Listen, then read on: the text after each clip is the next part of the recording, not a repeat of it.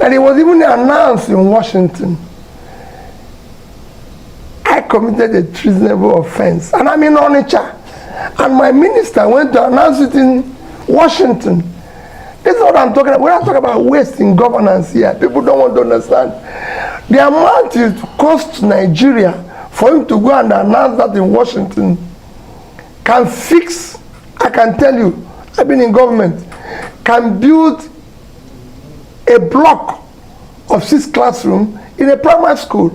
I mean, guys, in all honesty, why would the information minister, travel all the way to Washington, D.C.? Washington, D.C., just because you want to, you want to accuse the presidential candidate of the Labour Party, Mr. Peter Obi, of treason. Why do you have to travel all the way to Washington, D.C., taxpayers' money, to do all of that? The man committed a crime. You said the man committed a crime. You're accusing him of XYZ crime. The man that you're accusing stays in Nigeria. He lives in Nigeria. But then you left Nigeria to go and, accuse him in Washington, D.C. I don't see any sense in that, to be honest. A lot of things is currently going on with regard to all these, political leaders, people that are governing us.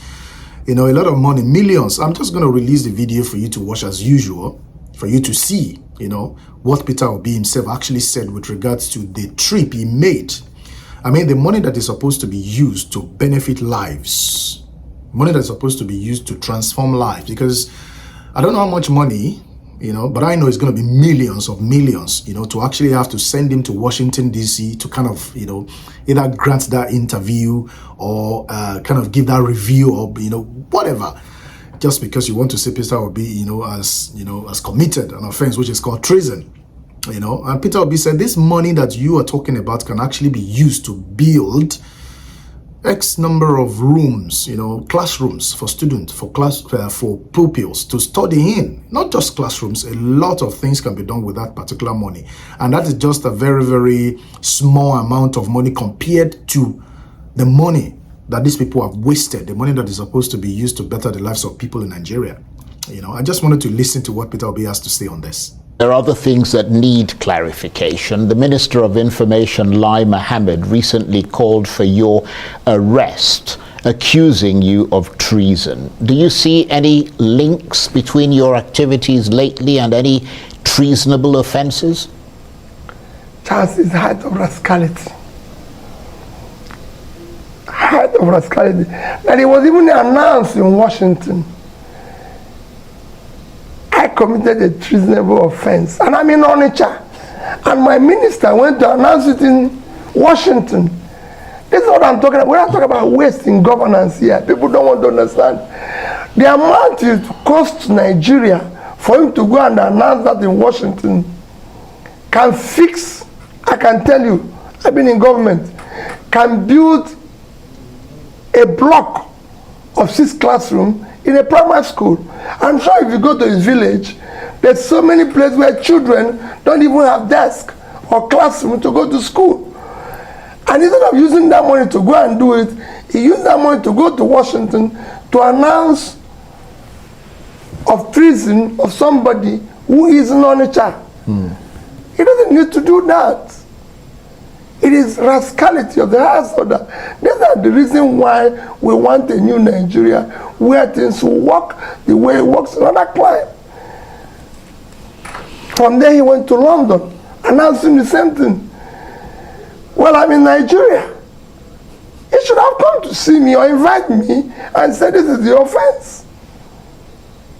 How did we get here?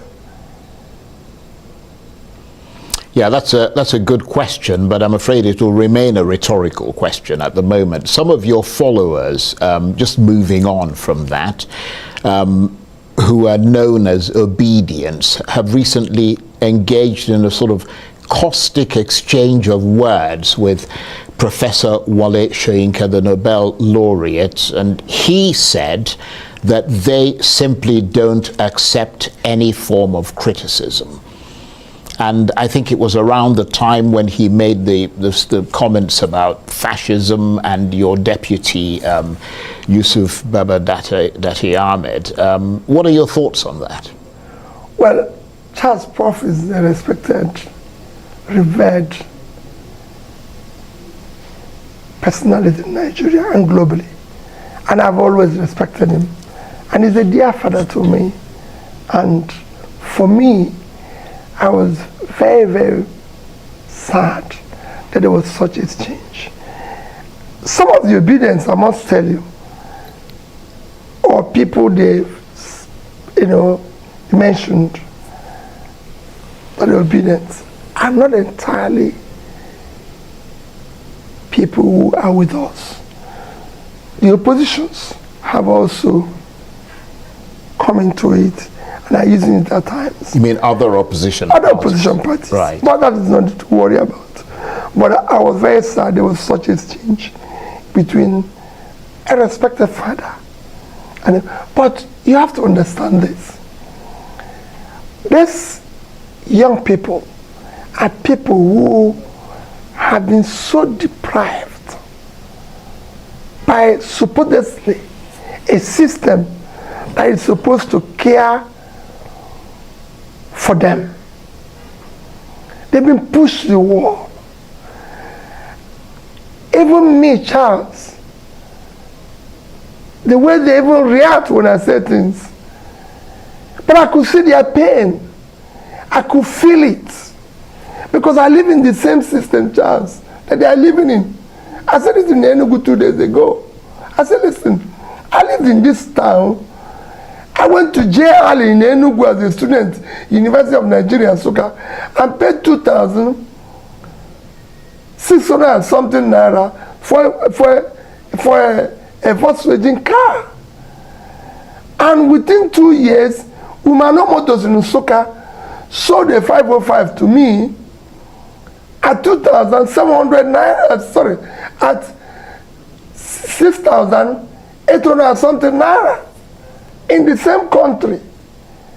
I remember Ozumano telling me that they have too many orders from so many lecturers, so my own will be delayed. If you go and see people like Professor Wala, my lecturer then, they are driving new cars. It's some society where we lived